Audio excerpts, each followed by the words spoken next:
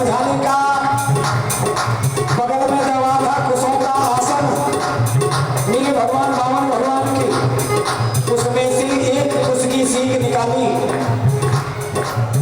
और सीख निकालने के बाद में मेरे भगवान ने क्या किया, सागर की टोटी में उस सीख को डाला चाहा और पहले लीला में लीला करने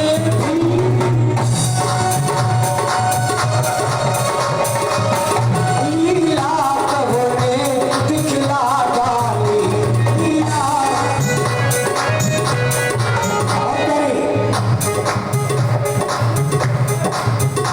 छोटी की। आज मेरे भगवान ने क्या किया,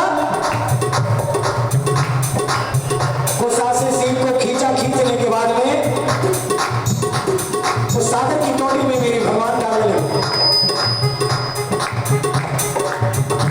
एक तुझसे कहा तुमने ये भगवत गुरु जी की आँख खोल डाली, तुझसे कहा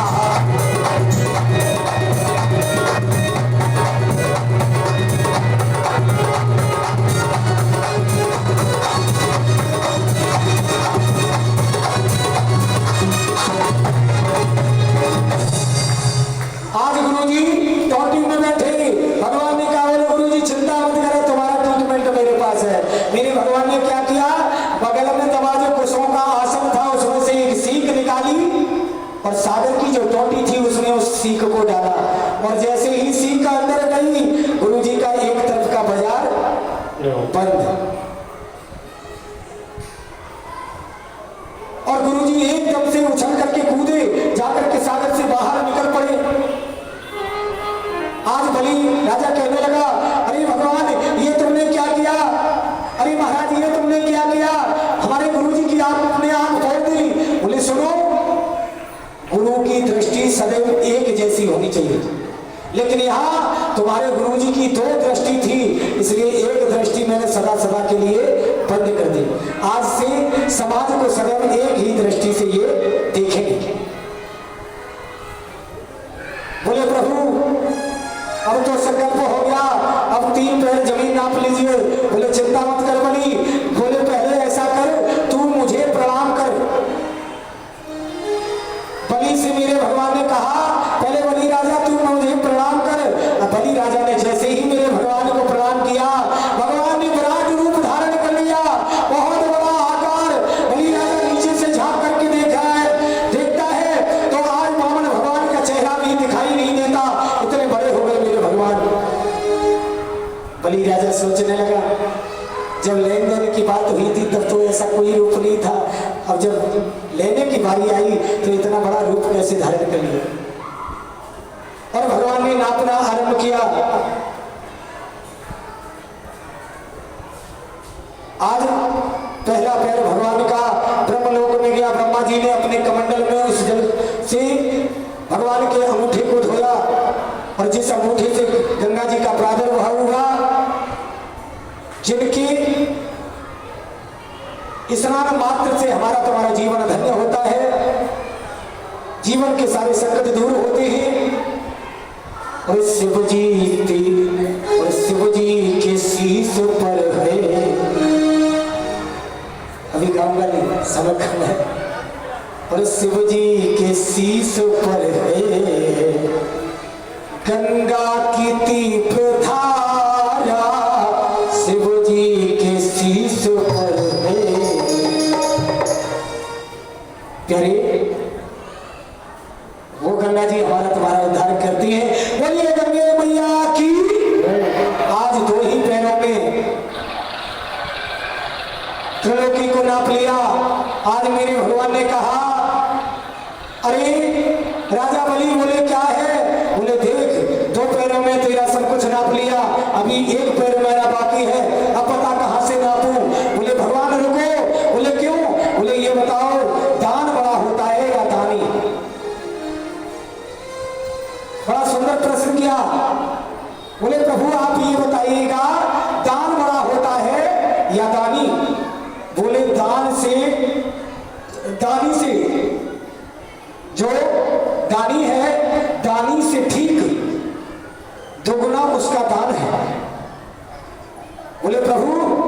अगर दानी है बड़ा तो फिर है सामने आपके खड़ा। बोले फिर, बोले मैं अपने दान से ठीक दोगुना हूं। बोले नाप लीजिए मुझे। आज बलि लेट गया, और बलि जब लेट गया मेरे भगवान ने अपना सिर, अपना पैर बलि के माथे पर रख दिया। और जिसके माथे पर भगवान का पैर आ जाए प्यारे, उसका तो जीवन ही धन्य हो जाता है। आज बलि से कहा, बलि आज तेरी भक्ति से मैं बहुत प्रसन्न हूं, आज तुझे मैं कुछ देना चाहता हूं, मेरा मन करता है तुझे दो। बोले त्रैलोकी का राज्य मुझसे आप लेने आए हो और आप कहते हो मुझे दे दो, और फिर भी देना चाहते हो प्रभु। तो मैं कुछ और नहीं, बस इतना चाहता हूं, मैं अपने घर के महल के जिस दरवाजे से निकलूं वहां आपका मुझे दर्शन हो। बोले क्या मतलब? आपका चौकीदार बन जाऊं? बोले मैंने कब कहा चौकीदार बनने के लिए? बोले मैंने तो ये कहा है कि जिस महल के दरवाजे से मैं निकलूं आपका मुझे वहां दीदार हो जाए। इसके बाद में जो पत्नी है आज बलि राजा की निकल करके आई, पत्नी और बेटी से कहा मेरे भगवान ने कुछ मांग लीजिएगा वरदान। तब बलि की पत्नी ने कहा, बोले प्रभु सुनिएगा,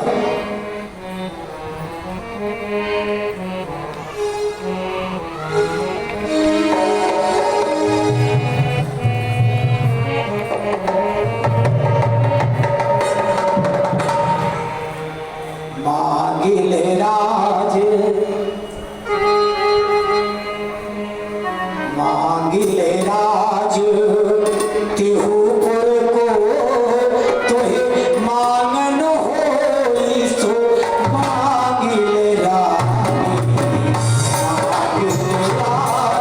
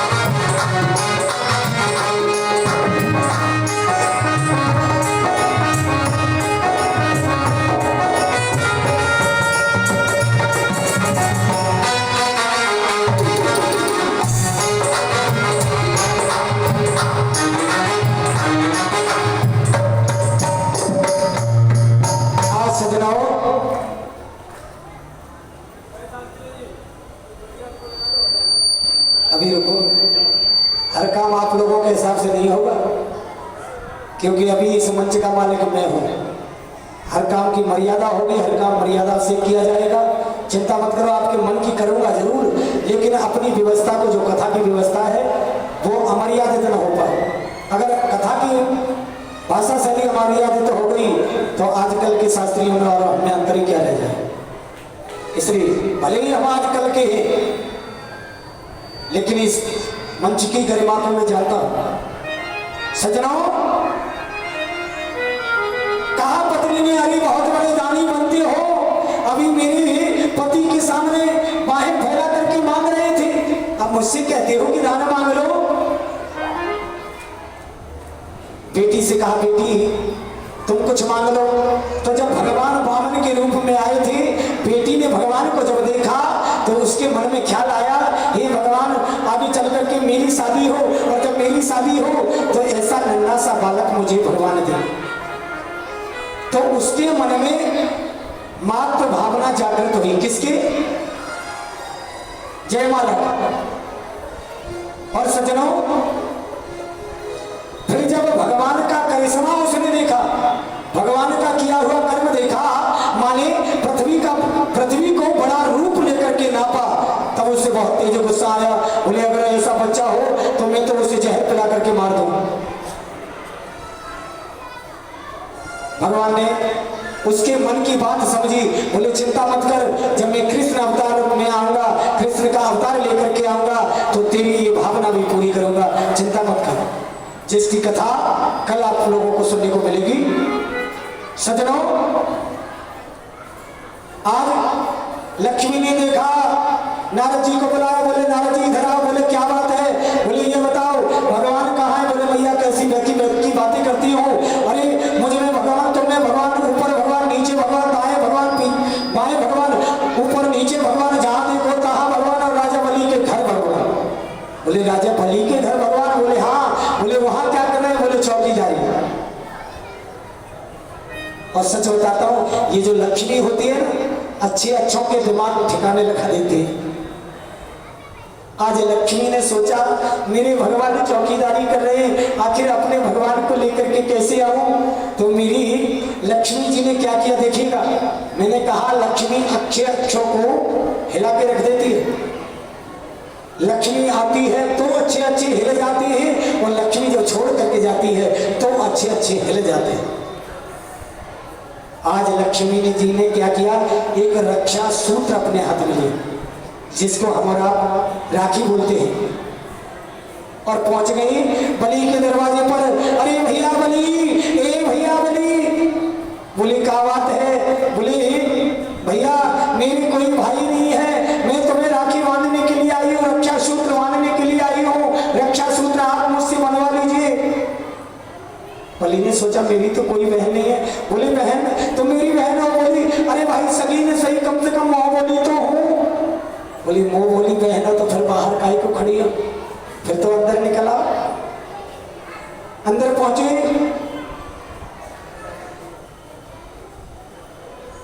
और बोली मेरे कोई भाई नहीं, इसलिए आपको भाई बनाने आई हूं, आपको राखी बांधने के लिए आई हूं। बलि ने हाथ निकाल करके आगे कर दिया,